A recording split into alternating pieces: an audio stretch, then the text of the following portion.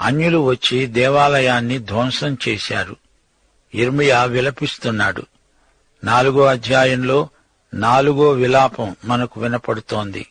1వ వచనం, బంగారము ఎలా మందగిల్లింది, మేలిమి బంగారు ఎలా మార్చబడింది, ప్రతి వీధి మొగను ప్రతిష్ఠితమైన రాళ్లు పారవేయబడి ఉన్నాయి.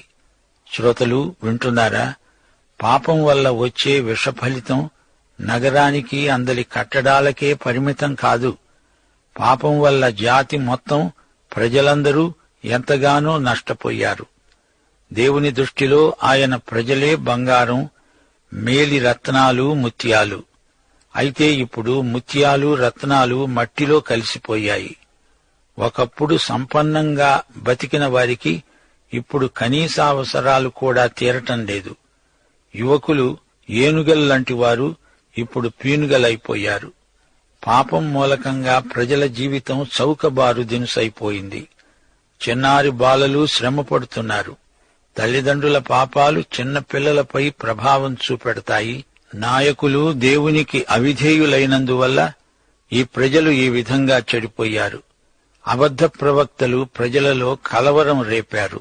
యెహోషువ 1వ అధ్యాయం 8వ వచనం నాడు నేడు మనందరికీ వర్తిస్తూనే ఉంది.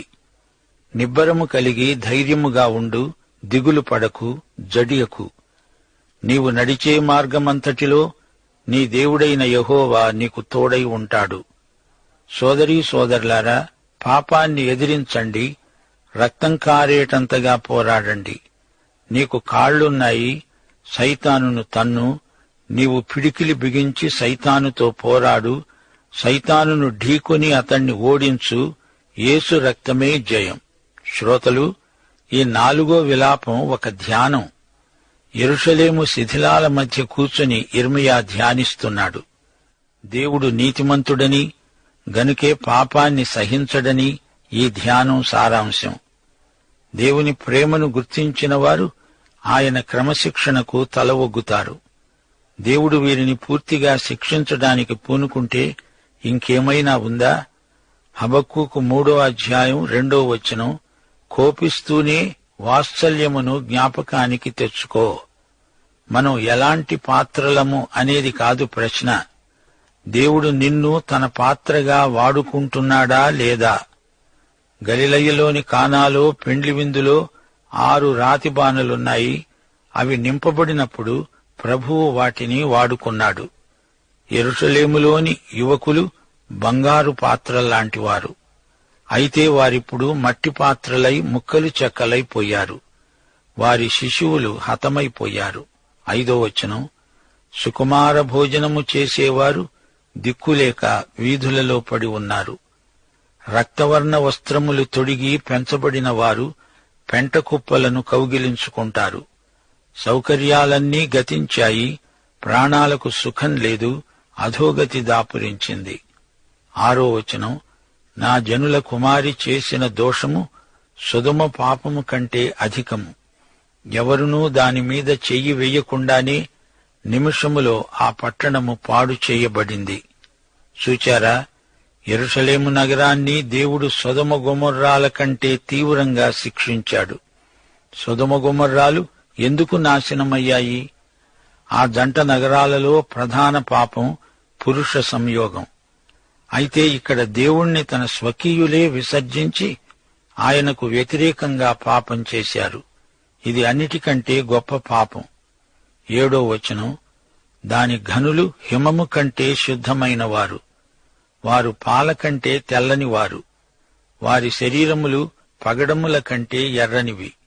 వారి దేహకాంతి నీలము వంటిది. చూడటానికి అంతా బాగానే ఉన్నారు కాని అంతరంగంలో మార్పు లేని ప్రజలు. క్రీస్తునందు నూతన సృష్టి అయి ఉండని ప్రజలు ఎంత నాగరికులైతే మటుకు ఏమి ప్రయోజనం? 9వ వచనం, క్షామహతులు భూఫలములు లేక పాడుబడి క్షీణించిపోతారు.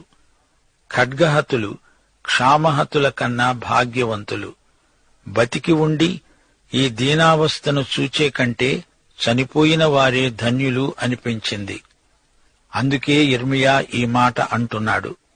వాత్సల్యము గల స్త్రీల చేతులు తాము కన్న పిల్లలనే వండుకున్నాయి. నా జనుల కుమారికి వచ్చిన నాశనములో వారి బిడ్డలు వారికి ఆహారమయ్యారు. యెహోవా తన ఉగ్రతను నెరవేర్చి తన కోపాగ్నిని కుమ్మరించాడు. క్రీస్తు తరువాత 70వ సంవత్సరంలో టైటస్ అనే రోమా సేనాపతి యెరూషలేమును నాశనం చేసినప్పుడు వచ్చిన కరువులో తల్లులే తమ పిల్లలను తరిగి కూర వండుకొని తిన్నారు. కన్న బిడ్డలను చంపటమెంతో వారు పుట్టకముందే గర్భస్రావం చేయటం కూడా శిశుహత్యతో సమానమే. 13వ వచనం, దానిలో నీతిమంతులను ఓడ్చిన దాని ప్రవక్తల పాపములను బట్టి, దాని యాజకుల దోషాన్ని బట్టి జనులు వీధులలో అంధుల వలె తిరుగులాడుతారు. అబద్ధ ప్రవక్తలే దీనికంతటికీ బాధ్యులు. ఎందుకనగా వారు ప్రజలకు సత్యాన్ని ప్రకటించలేదు. వీరు హంతకులతో సమానం. ప్రజలకు రక్షణ సువార్త ఉన్నది ఉన్నట్లు చెప్పని బోధకులు వారి నాశనానికి తామే నైతిక బాధ్యత వహించవలసి ఉంది. 16వ వచనం, యెహోవా సన్నిధి వారిని చెదరగొట్టింది. ఆయన ఇక మీదట వారిని లక్ష్యపెట్టడు. యాజకుల ఎడల జనులు గౌరవం చూపలేదు, పెద్దల మీద దయ చూపలేదు. యాజకులు దేవుని ప్రవక్తను నిర్లక్ష్యం చేశారు. ప్రజలేమో ఈ యాజకులను నిర్లక్ష్యం చేశారు. దేవుని ప్రవచనాలను నమ్మని యాజకులను దేవుడు ఈ విధంగా కఠినంగా శిక్షిస్తాడు. వ్యర్థ సహాయము కొరకు మేము కనిపెట్టుచుండగా మా కన్నులు క్షీణిస్తున్నాయి. మేము కనిపెడుతూ రక్షించలేని జనము కొరకు ఎదురు చూస్తున్నాము. యూదా ఈజిప్టు వైపు సాయం కోసం చూస్తోంది. ఈజిప్టు వల్ల వచ్చే సహాయం వ్యర్థం. ఇశ్రాయేలుకు కావలసింది యుద్ధాయుధాలు కాదు, వారికి దేవుడు దేవుని వాక్యము కావాలి. వారు దేవుని వాక్యాన్ని కోల్పోయారు. ఇప్పుడు వారికి కావలసింది అదే, దేవుని వాక్యం. 22వ వచనం, సీయోను కుమారి, నీ దోష శిక్ష సమాప్తమైంది. ఇక మీదట ఆయన మరెన్నడునూ నిన్ను చెరలోనికి కొనిపోడు. ఎదోము కుమారి, నీ దోషానికి ఆయన శిక్ష విధిస్తాడు. నీ పాపాలను ఆయన వెల్లడిపరుస్తాడు. తీర్పుకాలం ముగిశాక దేవుడు తన ప్రజలను వారి స్వస్థానంలో స్థిరపరుస్తాడు. దేవునికి స్తోత్రం. శ్రోతలు, ఇప్పుడు మీరు 5వ అధ్యాయానికి రండి. ఇది 5వ విలాపం. యెహోవా, మాకు కలిగిన శ్రమను జ్ఞాపకం చేసుకో. దృష్టించి మా మీదికి వచ్చిన నింద ఎట్టిదో చూడు. జాతుల మధ్య తనకున్న పేరు ప్రఖ్యాతులను యూదా పూర్తిగా కోల్పోయింది. 11 నుండి 13వ వచనం వరకు, శత్రువులు సీయోనులో స్త్రీలను చెరిపారు, యూదా పట్టణములో కన్యకలను చెరిపారు. యువకులు తిరగటి రాయి మోశారు, బాలురు కట్టెల మోపు మోయజాలక తడబడ్డారు. చేతులు కట్టి అధిపతులను ఉరితీశారు. వారేమాత్రమూ పెద్దలను ఘనపరచలేదు. వారు అంతా కోల్పోయారు. వారి స్త్రీలకు మానభంగం, అధిపతులకు ప్రాణనష్టం. బతికి ఉన్న యువకులు నెబుకద్నెజరుకు బానిసలయ్యారు. 15వ వచనం, సంతోషము మా హృదయాలను విడిచిపోయింది, నాట్యము దుఃఖముగా మార్చబడింది. వారిలో ఎవరికీ హృదయంలో ఆనందం లేదు, మనసుకు సంతోషం లేదు. 19 నుండి 21వ వచనం వరకు, యెహోవా, నీవు నిత్యము ఆసీనుడవై ఉంటావు. నీ సింహాసనము తరతరములు ఉంటుంది. నీవు మమ్ములను ఎల్లప్పుడూ మరిచిపోవటమెందుకు? మమ్ము ఇంతకాలం విడిచిపెట్టటమెందుకు? యెహోవా, నీవు మమ్ములను నీ తట్టు తిప్పిన ఎడల మేము తిరుగుతాము. మా పూర్వస్థితి మరలా మాకు కలుగచెయ్యి. ఈ విధంగా యిర్మీయా తన ప్రజల కోసం ప్రార్థిస్తున్నాడు. ఈ పాఠంలో నుండి మనం ఒక పరమసత్యం నేర్చుకుంటున్నాము. ఆలసిస్తే ఆశాభంగం.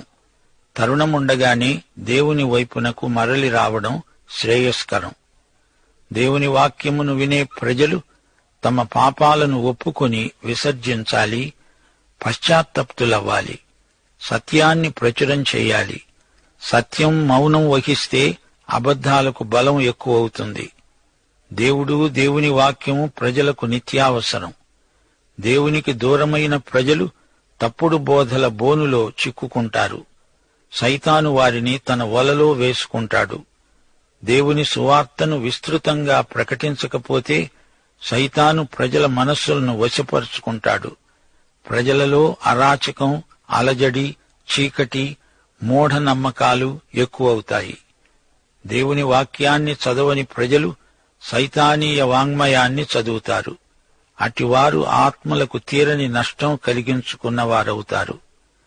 ఈ అధ్యాయం 1వ వచనం నుండి 18వ వచనం వరకు అనేక విషయాలు జ్ఞాపకం చేయబడినవి.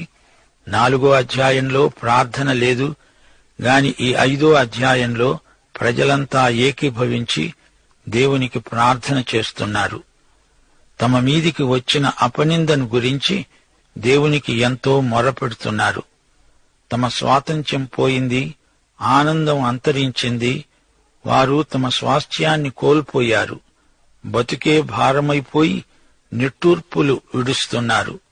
తమ పితరులు చేసిన పాపాలకు వీరు ఫలం అనుభవిస్తున్నారు. దేవుడు మన అక్కరలన్నీ ఎరిగినవాడు. దేవుడు తన బిడ్డలను విడువడు, ఎడబాయడు. దేవా, దిక్కులేని వారము, అనాథలము, ద్రవ్యమిచ్చి నీళ్లు తాగాము, క్రయానికి కట్టెలు తెచ్చుకున్నాము. మాకు శాంతి లేదు, విశ్రాంతి లేదు. పొట్టకూటికి పరాయి జాతికి అమ్ముడు పోయాము. మేము మా పితరుల దోష శిక్ష అనుభవిస్తున్నాము. దాసులు మాకు ప్రభువులయ్యారు. ప్రాణాలకు తెగించి ధాన్యం తెచ్చుకుంటున్నాము. మా చర్మం పొయ్యివలే నలుపెక్కింది. మా యువకులు తిరగటి రాళ్లు మోశారు. మా మధ్య సంగీతం లేదు, సంతోషమూ లేదు. మా కిరీటాలు రాలి కింద పడిపోయాయి. సీయోను పర్వతం మీద నక్కలు తిరుగాడుతున్నాయి. నిజమే, వీరి కిరీటం కింద పడింది గాని దేవుడు నిత్యమూ సింహాసనాసీనుడు. యూదా ఓడిపోయింది అంటే బబులోను దేవతలు గెలిచాయని కాదు, దేవుడు సింహాసనాసీనుడు. ఈ లోకమంతా ఆయనకు పాదపీఠం. దేవుడు తండ్రి. ఆయన తన బిడ్డలను శిక్షిస్తున్నాడు, అయితే వారిని ప్రేమిస్తున్నాడు. హెబ్రీ పత్రిక 12వ అధ్యాయం 5 నుండి 11వ వచనం వరకు, నా కుమారుడా, ప్రభువు చేసే శిక్షను తృణీకరించకు. ప్రభువు తాను ప్రేమించే వానిని శిక్షించి తాను స్వీకరించే ప్రతి కుమారుణ్ణి దండిస్తాడు. తండ్రి శిక్షించని కుమారుడెవడు? మీరు శిక్షలో పాలు పొందని ఎడల మీరు దుర్బీజులే కాని కుమారులు కారు. ఆత్మలకు తండ్రి అయిన దేవునికి మనము లోబడి బ్రతకాలి కదా. మనము తన పరిశుద్ధతలో పాలు పొందాలని మన మేలు కొరకే ఆయన శిక్షిస్తున్నాడు.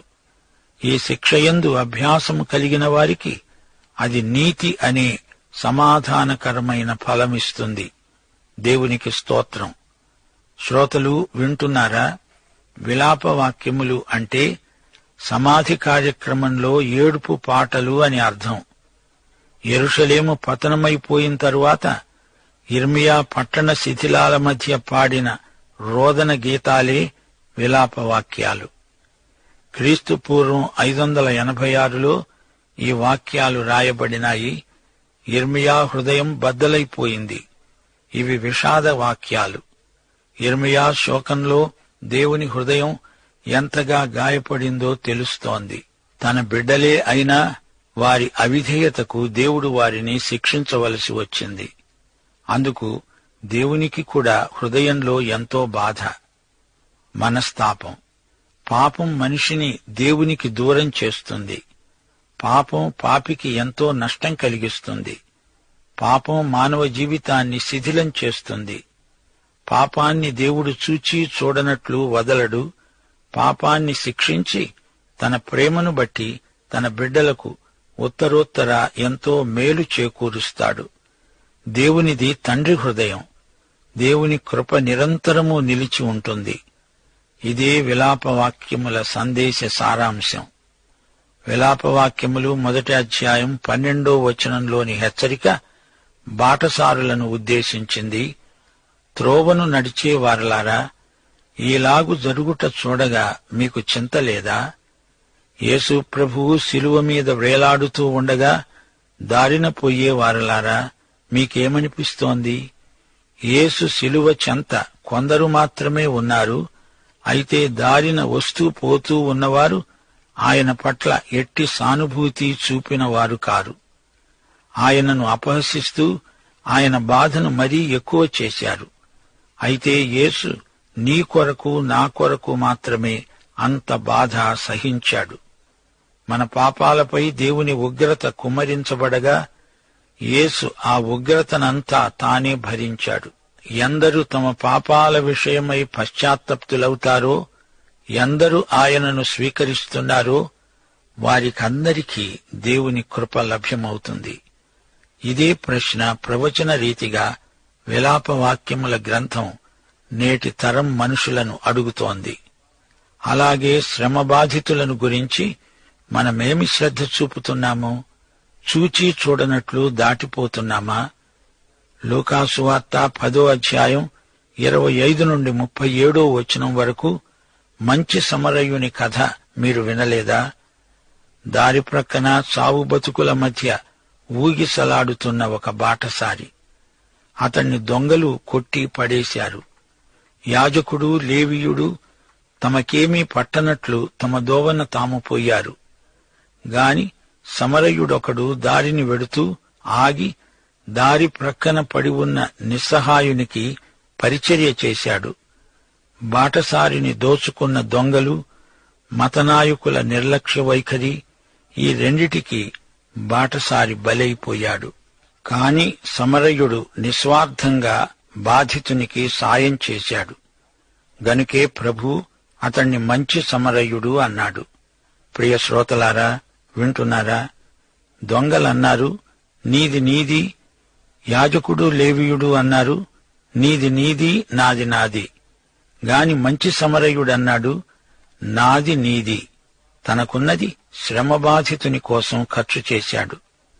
విలాపవాక్యములు 3వ అధ్యాయం 23వ వచనం శ్రేష్టమైన వచనం. అనుదినము నూతనముగా ఆయనకు వాత్సల్యత పుడుతున్నది. ఆయన ఎంతైనా నమ్మదగినవాడు. ప్రియ శ్రోతలు, వింటున్నారా? అనుదినము నూతనమే. ప్రతిరోజు నూతన అనుభవాల కోసమై ఎదురు చూడాలి. వాటిని స్వతంత్రించుకోవాలి. ప్రతి ఉదయము కొత్త ఆరంభమే. ఏ రోజుకా రోజు యేసు రుచులు కొత్త. నేడు నిన్నటి కన్నా మధురతరం. దేవునికి అన్ని విషయాలలో విశ్వసనీయులమై బ్రతకాలి. ఆయన కృప నిరంతరము ఉంటుంది. దేవుడు ఎంతో విశ్వసనీయుడు. ఆయన విశ్వసనీయత ఎన్నడూ రద్దు కాదు. ఆయనపై ఆధారపడి జీవితయాత్ర కొనసాగిస్తాము. యాకోబు పత్రిక 1వ అధ్యాయం 2వ వచనం. నా సహోదరులారా, మీ విశ్వాసమునకు కలిగే పరీక్ష ఓర్పును పుట్టిస్తుందని ఎరిగి మీరు నానావిధమైన శోధనలలో పడినప్పుడు అది మహానందమని ఎంచుకోండి. విలాపవాక్యములు 3వ అధ్యాయం 31వ వచనం మరొకసారి జ్ఞాపకం చేసుకుందాము. ప్రభువు సర్వకాలము విడనాడడు. ఆయన బాధపెట్టినా తన కృపా సమృద్ధిని బట్టి జాలి పడతాడు. శ్రోతలు, వింటున్నారా? దేవుని కృప మనకు చాలు. ఎంత బాధలో మగ్గిపోయినా ఆయన కృప మనలను తిరిగి నిలువబెడుతుంది, బలపరుస్తుంది. కావాలని ఆయన మనకు శ్రమలు కలగచేయడు. ఆయన జాలి, సానుభూతి గల దేవుడు. గాయపరచిన హస్తమే ఆ గాయాన్ని మాన్పుతుంది. కొట్టిన చెయ్యే మనలను దీవిస్తుంది, ఆదరిస్తుంది. ప్రియ శ్రోతలు, విలాపవాక్యములు 5 అధ్యాయాలలో ఒక్కొక్కటి ఒక మత్సు తొనక.